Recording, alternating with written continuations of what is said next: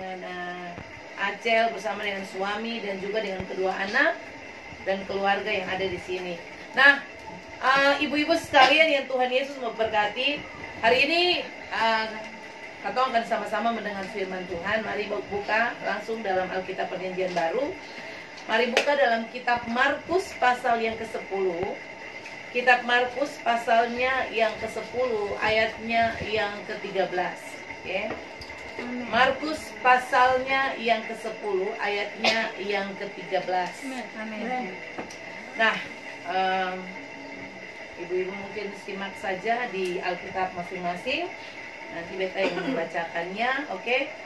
Markus pasal yang ke-10, ayat yang ke-13, demikian bunyi firman Tuhan. Yesus memberkati anak-anak. Lalu orang membawa anak-anak kepada Yesus supaya ia menjamah mereka. Akan tetapi murid-muridnya memarahi orang-orang itu.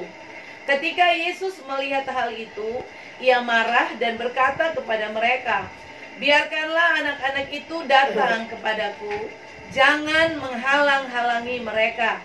Sebab orang-orang yang seperti itulah yang empunya kerajaan Allah. Aku berkata kepadamu, sesungguhnya barang siapa tidak menyambut kerajaan Allah seperti seorang anak kecil, ia tidak akan masuk ke dalamnya."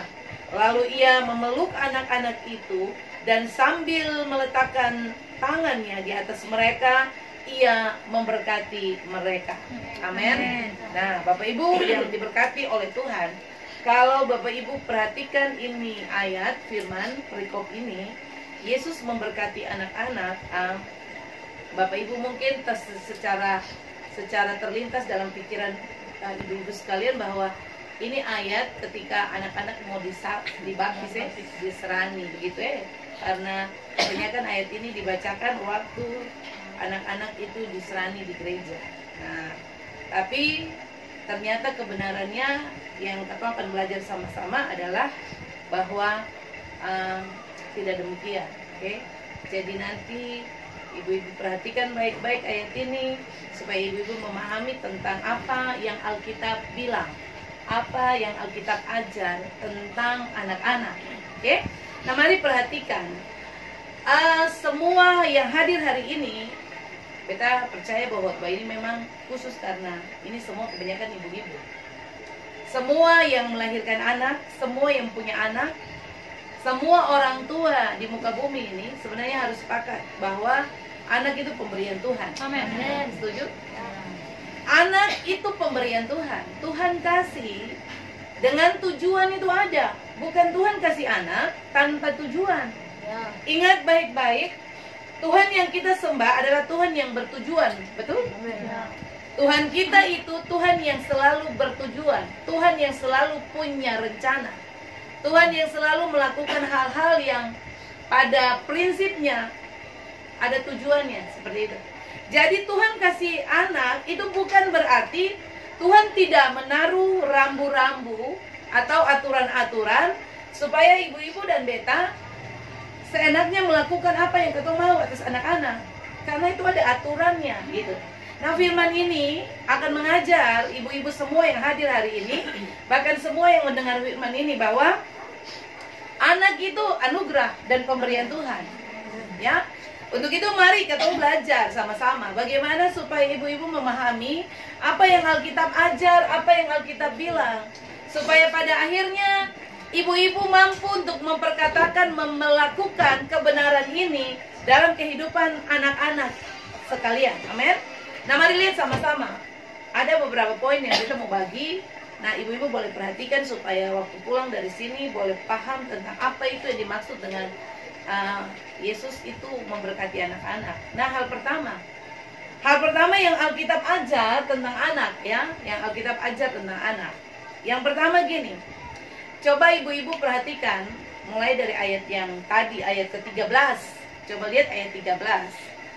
Di ayat yang ke-13 Alkitab berkata begini, lalu orang membawa anak-anak kecil kepada Yesus.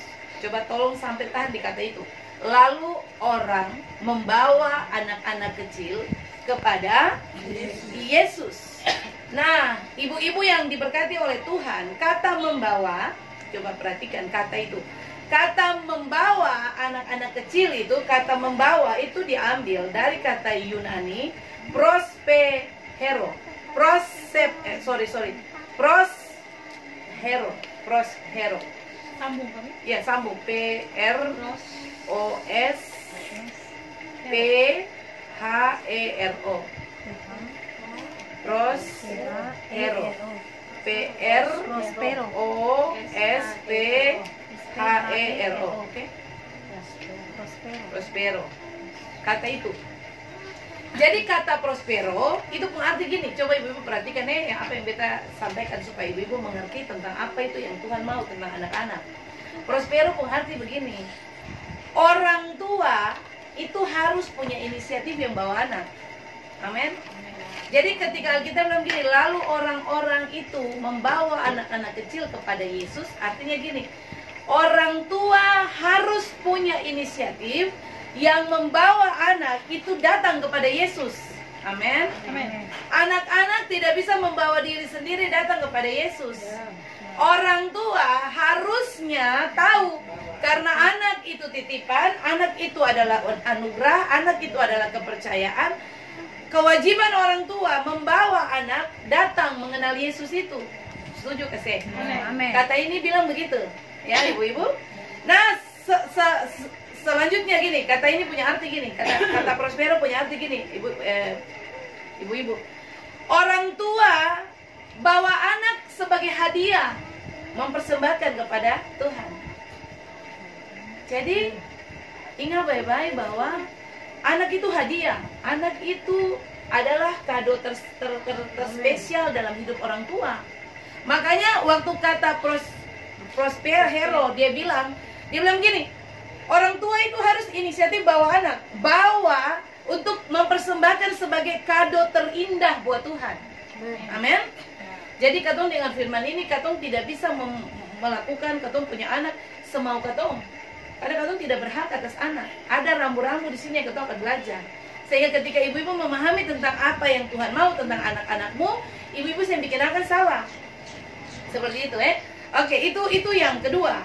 Kemudian gini, yang berikut, pengertian berikut gini, orang tua itu harus bawa anak, menuntun anak kepada Tuhan. Menuntun anak kepada Tuhan. Kata menuntun itu gini, ibu-ibu. Contoh ibarat orang buta yang dia sing tahu jalan, lalu harus ada orang yang pegang dia, arahkan dia punya jalan.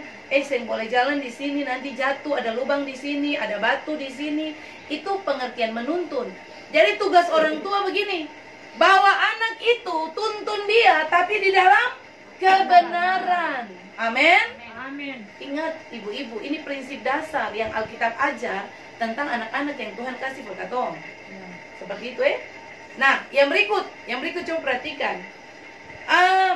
Mengapa sampai Tuhan marah? Kalau ibu-ibu perhatikan di ayat berikutnya di situ, ketika orang-orang datang bawa anak-anak, Alkitab cerita gini, murid-murid itu memarahi mereka, menghalang-halangi yang boleh datang, seperti itu. Yesus marah, betul ke saya? Alkitab bilang Yesus marah. Nah, coba ibu-ibu perhatikan di dalam Alkitab. Kalau ibu-ibu belajar firman Tuhan, Yesus itu dia pernah marah di sembarang tempat. Cuma ada 2 kali seumur-umur dia ada di bumi dia marah. Pertama di mana?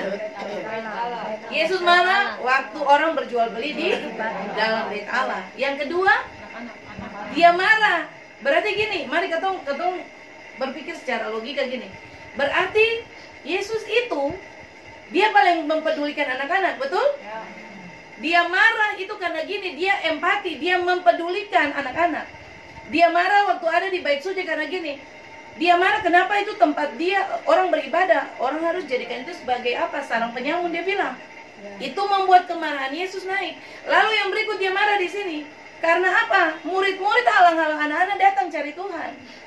Nah, mari kita jelaskan ibu-ibu semua. Yesus marah itu bukan tanpa alasan.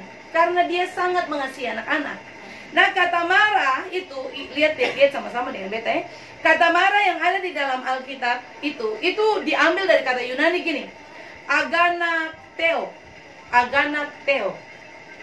Aganak pakai K. Aganakteo. Sambung ya. Aganakteo. Tulisan biasa. Aganakteo.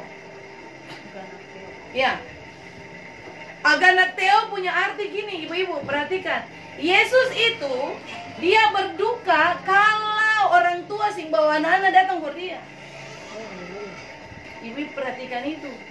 Jadi Tuhan itu berduka loh kalau ketemu sing bawa anak-anak datang ke dia. Ya, itu anak Teo punya apa namanya? Punya pengertian. Yang berikut gini.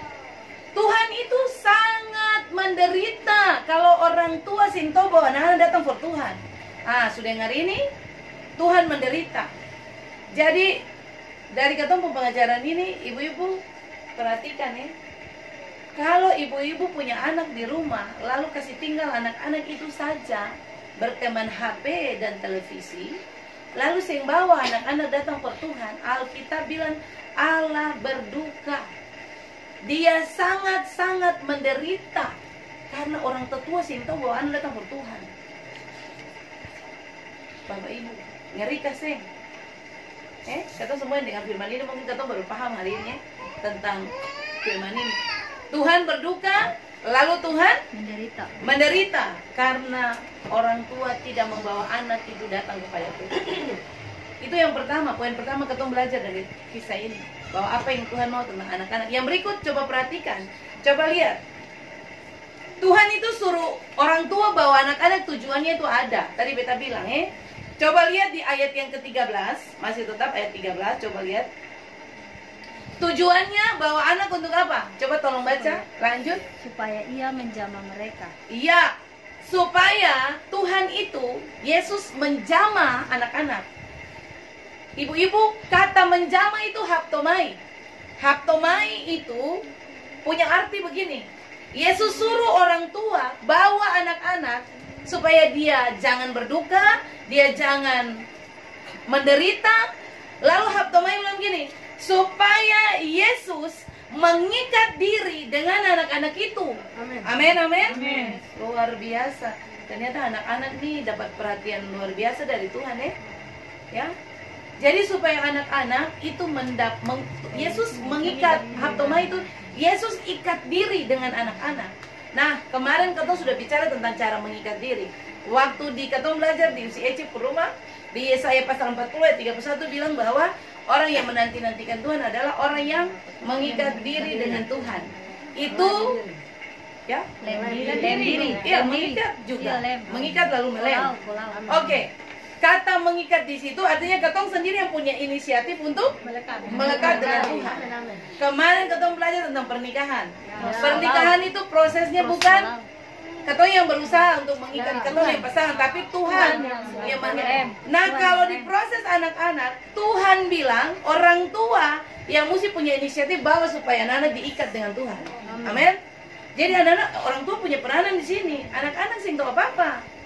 Jika orang tua sih bawa anak-anak per Tuhan, Tuhan sih bisa mengikat diri dengan anak-anak. Amin, amin.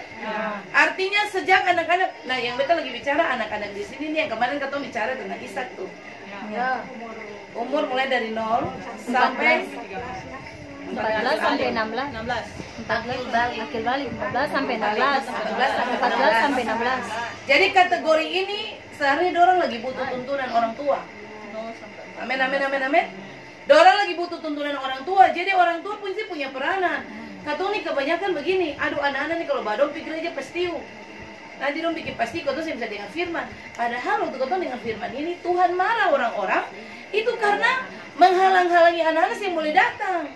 Tuhan berduka, Tuhan sakit hati. Lihat itu. Alkitab ajar ibu-ibu dan beta gini, kalau kau sih bawa anak-anak, Tuhan sakit hati, Tuhan menderita. Bukan sakit hati. Tuhan menderita, Tuhan berduka. Berduka, begitu. Jadi mulai dari saat ini pulang, lalu renungkan firman ini. Anak-anak yang ada di rumah, yang kategori usia begitu, suruh datang ibadah. Supaya dengar firman Tuhan. Seperti itu. Terbiasalah anak-anak ibu-ibu semua ada dalam hadirat Tuhan. Supaya ketika orang beranjak dewasa, Katong susah untuk erodong lai. Setuju ke seng? Ya. Iya. Kalau anak-anak dikasih tinggal berteman dengan HP, dengan televisi, besok-besok katong air mata banyak keluar. Percayalah apa yang beta bilang. Kalau katong yang ero dari sekarang, besok-besok katong paling setengah mati. Biar dong datang dong baribut dong balari siapa apa sudah. Yang penting atmosfer tempat ini menguasai dorang. Lalu dorang mulai belajar mengenal Tuhan, bertumbuh, lalu dorang paham tentang apa itu kebenaran. Karena pada prinsipnya Tuhan bilang datang, bawa anak-anak gitu, oke? Nah, ibu-ibu perhatikan, kata menjamah tadi haptomai, artinya mari supaya Tuhan ikat diri dengan anak-anak. Yang kedua gini, kata haptomai punya pengertian gini, bawa anak-anak datang supaya Tuhan itu melampirkan diri dengan dorang. Lampirkan. Ibu-ibu tahu kata lampiran Lampiran tuh maksudnya disertai, menyertai. Jadi kalau ketemu tulis sesuatu ada lampirannya. Kirim surat, lampiran ada. Artinya menyertai gitu. Supaya gini, Tuhan itu dia menyertai anak-anak. Melampirkan, dia menyertai anak-anak. Jadi coba ibu-ibu, mari beta kasih tahu, ingat baik-baik, anak-anak yang sudah dihaktomai itu malaikat penjaga itu 1/24 jaga. Amin. Ternyata ketemu pemahaman bahwa anak-anak itu punya malaikat itu memang betul. Tapi untuk proses penjagaan itu kecuali haptomai. Coba baca ya. Baca di Matius 18 ayat 10. Coba lihat ayat itu. Matius 18 ayat 10. Coba tolong baca ayat itu. Ingatlah, jangan menganggap rendah seorang dari anak-anak kecil ini. Karena aku berkata kepadamu, ada malaikat mereka di surga yang selalu memandang wajah Bapakku yang di surga. Ya. Ada malaikat-malaikat yang selalu memandang wajah Bapakku di surga. Nah, menurut ibu-ibu, malaikat-malaikat pandang wajah Bapak di surga for apa? Ayat ini bilang ada malaikat-malaikat yang selalu memandang wajah Bapakku di surga. Maksudnya apa itu? Maksudnya gini, ibu-ibu. Setiap siang hari dan malam, anak-anak yang sudah haptomai, anak-anak yang sudah datang dibawa kepada Yesus, ibu-ibu lihat lalu Yesus menjamah mereka, itu ada malaikat penjaga yang siang hari malam memandang wajah Bapa di surga. Tujuan dia pandang tuh begini, Bapa tolong jaga dong. Bapak, dia panggil Bapak lihat dong, maksudnya lihat dong begitu. Malaikat tiap hari pandang, lalu minta belas kasihan, minta penjagaan, minta pengawalan semua buat anak-anak itu. Amin, amin, amin. Jadi ternyata anak-anak yang dibawa ke Tuhan, yang haptomai, yang itu dikawal 1/24 jam oleh malaikat. Amin. Dari pembacaan ini baru ketemu bisa tahu, ternyata itu prosesnya. Ibu-ibu bingung ya? Ibu pikir anak-anak lahir, semua ketemu yang lahir punya malaikat penjaga. Tapi ingat, beta pernah bilang begini, kadang-kadang malaikat jaga ketong, tapi kalau ketong bikin hal terlalu banyak lah, malaikat sih mampu jaga. Malaikat berdoa, Tuhan jaga beta di jalannya, beta mau bawa motor melebihi kecepatan malaikat bilang selamat. Kalau balap, beta ikut juga sendapa. Sama begitu. Jadi ingat baik-baik, kenapa perlu bawa anak-anak supaya haptomai? Supaya Tuhan itu mengikat diri dengan anak-anak itu. Supaya Tuhan itu menyertai, melampirkan diri dengan anak-anak itu. Amin, amin, amin. Jadi kita percaya pengajaran ini membuat ibu-ibu paham bahwa ini pengajaran luar biasa. Katong jarang sekali khotbahkan ini, karena ini cuma didengar waktu orang Nasrani saja. Gitu. Padahal pemahamannya seperti itu. Oke. Nah, yang berikut. Coba perhatikan. Yang ketiga. Apa yang Alkitab ajar tentang anak-anak? Tadi Alkitab ajar bawa supaya Tuhan ikat diri, Tuhan lampirkan diri dengan anak-anak. Nah, yang ketiga gini. Tuhan ajar begini. Tuhan suruh orang tua bawa anak-anak datang for Tuhan. Tujuannya adalah gini. Pertama, supaya, coba lihat ayat terakhir, coba perhatikan ayat terakhir. Iya. Supaya Tuhan itu memeluk anak-anak lalu meletakkan tangan atas mereka dan memberkati mereka. Nah ibu-ibu, mari beta jelaskan ayat ini, ayat yang terakhir dari pembacaan ini. Tuhan suruh bawa anak-anak for Tuhan supaya gini, Tuhan itu memeluk anak-anak. Kata memeluk itu diambil dari kata Yunani gini, enang kalisomai, ENAG kalisomai, pakai Z, kalisomai. Oke? Ya. Kata kalizomai itu pun arti gini, ibu-ibu perhatikan. Tuhan bilang kalau katong bawa anak-anak datang, maka dia akan memeluk, atau kalizomai itu artinya begini. Dia ambil anak-anak itu dari pelukan seseorang, atau dia ambil anak-anak dari pelukan orang tua, lalu dia sendiri yang peluk anak-anak. Amin. Jadi kalizomai bilang Tuhan itu ketika orang tua datang bawa anak, Tuhan ambil anak-anak, lalu Tuhan sendiri yang peluk itu anak-anak. Luar biasa ya, Ibu. Jadi anak-anak ini anak-anak ini berharga di hadapan Tuhan. Kadang-kadang orang tua menyepelekan anak kecil, padahal anak kecil Tuhan sangat-sangat kasih aturan, yang Tuhan kasih statement khusus yang sangat-sangat memberkati anak-anak. Yang berikut gini, yang berikut